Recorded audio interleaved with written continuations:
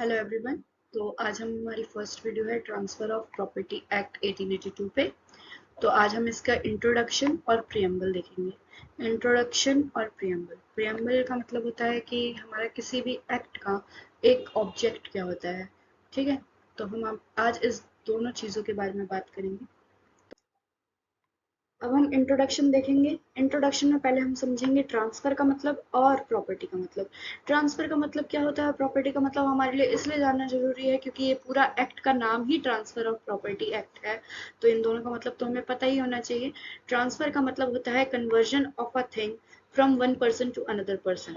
अपनी किसी प्रॉपर्टी को, अपनी किसी थिंग को कन्वे कर देना from one person to another, इसको ट्रांसफर बोला जाता है। और property may be defined as anything physical, physical भी हो सकती है, वर्चुअल भी हो सकती है, which is owned by an individual or a group of people. That is clear?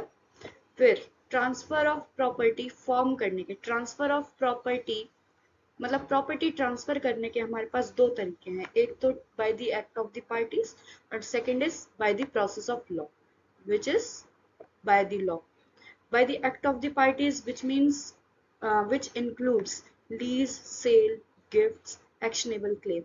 These are the provisions of transfer of property act, जिसको हम आगे की वीडियोस में कवर करेंगे। और bye the process of law, जिसमें ये होता है कि transfer which is made automatically bye the process of law. Transfer अपने आप लॉ के द्वारा हो जाता है। जैसे एक बंदे की डेथ हुई, उसने एक विल बना के रखी थी, विल के अकॉर्डिंग ही प्रॉपर्टीज आगे ट्रांसफर होती जाएंगी उनके डिसेंडेंट्स को। ठीक है, तो by the process of law में section 2 clause D of transfer of property act clearly states that TPA does not apply any kinds of this transfer except section 57 पे भी ये अप्लाई होगा, चैप्टर 4 पे भी अप्लाई होगा। इन दोनों प्रोविजंस के अलावा टीपीए के किसी भी प्रोविजन पे bye the process of law, जो कि सेकंड फॉर्म ऑफ ट्रांसफर है, वो अप्लाई नहीं होगा।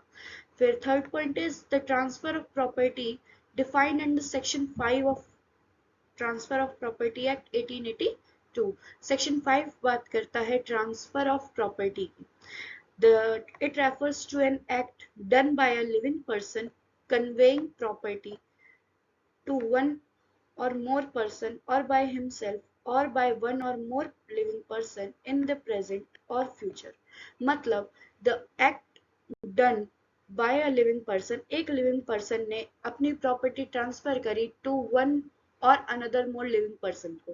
ठीक है, किसके द्वारा? अपने द्वारा या by one or more person के द्वारा, जो कि लिविंग पर्सन है और जो कि ट्रांसफर कर सकते हैं प्रेजेंट में भी और फ्यूचर में भी। ठीक है, और लिविंग पर्सन यहाँ इंक्लूड होते हैं कि कंपनी को भी लिविंग पर्सन बोला जाता है, एसोसिएशंस को भी लिविंग पर्सन बोला जाता है, इंडिविजुअल्स को भी लिविंग पर्सन बोला जाता है। जो कि कंपनीज जो कि इनकॉर्पोरेटेड है और इनकॉर्पोरेटेड है, इससे इसका कोई मतलब नहीं है, वो लिविंग पर्सन ही ट्रीट किए जाएंगे। और transfer of property can be transferred from one person to another by transferring rights, liabilities, interest, ownership, rights and liabilities को transfer करके ही transfer of property हो सकता है। अगर इन चीजों में से एक भी चीज होती है तो transfer can be made। अगर इनमें से कोई भी चीज नहीं हो सकती है, चाहे वो rights हो चाहे liabilities हो, transfer of rights, liabilities, interest, possession, ownership, ये सब का ट्रांसफर होना जरूरी है या इनमें से किसी एक चीज का ट्रांसफर होना जरूरी है ताकि हम प्रॉपर्टी ट्रांसफर कर सके। ठीक है, और the parties can satisfy either और ऑल इंग्रेडिएंट्स, मतलब कोई एक भी सेटिस्फाई कर सकता है या सारे सेटिस्फाई कर सकते हैं। ठीक है, नेक्स्ट अब हम बात करेंगे ट्रांसफर ऑफ प्रॉपर्टी एक्ट होता क्या है, व्हाट इज टीपीए 1882। अपने इंडियन लीगल सिस्टम में दो तरीके की प्रॉपर्टी की बात की जाती है, एक मूवेबल प्रॉपर्टी, एक immovable property. Movable properties are those which are not attached to the earth and immovable properties are those which are attached to the earth. This act enacted on 17 Feb 1882, it consists of 8 chapters, 137 sections or came into force on 1st July 1882. These 3 points are very important। अपना जो transfer of property act है वो deal करता है only on mainly deals with immovable properties, और जो transfer of movable properties है वो डील किए जाते हैं और रेगुलेट किए जाते हैं सोगा से, सेल्स ऑफ गुड्स एक्ट 1930 से। ओके और इसके से ट्रांसफर ऑफ प्रॉपर्टी एक्ट के जो सेक्शन 5 टू 37 हैं, this applies to both on immovable property and immovable properties, और जो सेक्शन 38 टू 53 ए है वो सिर्फ अप्लाई होंगे इमूवेबल प्रॉपर्टीज पे। Okay, preamble of transfer of property act की बात करेंगे अब हम। इसका प्रियम्बल क्या बोलता है, तो ये बोलता है where it is expedient. Expedient का मतलब होता है नेसेसरी, जहां कहीं भी ये जरूरत लगेगा कि डिफाइन करना है, अमेंड करना है, या मतलब चेंजेस लाना है certain parts of laws which relates to the transfer of property by the act of the parties. मतलब कुछ डिफाइन करना है या अमेंड करना है। These are the two objects of transfer of property act.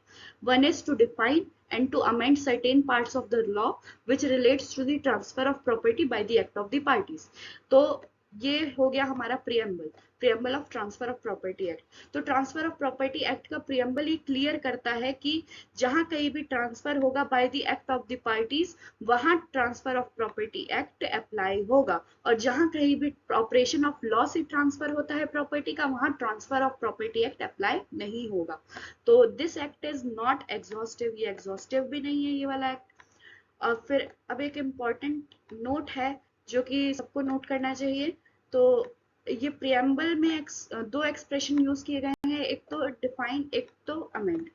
एक डिफाइन किया गया है, एक अमेंड किया गया है, मतलब इसमें कंसोलिडेट वर्ड यूज नहीं किया गया है जो कि बाकी एक्ट्स में यूज किए जाते हैं। एक तो कॉन्स्टिट्यूशन में भी यूज किया जाता है, कॉन्स्टिट्यूशन के प्रियम्बल में भी यूज किया गया है, और आईपीसी के, सीआरपीसी के, इन सब के प्रियम्बल में यूज किया जाता है टू कंसोलिडेट। कंसोलिडेट का मतलब होता है to make something more powerful, to make something more stronger.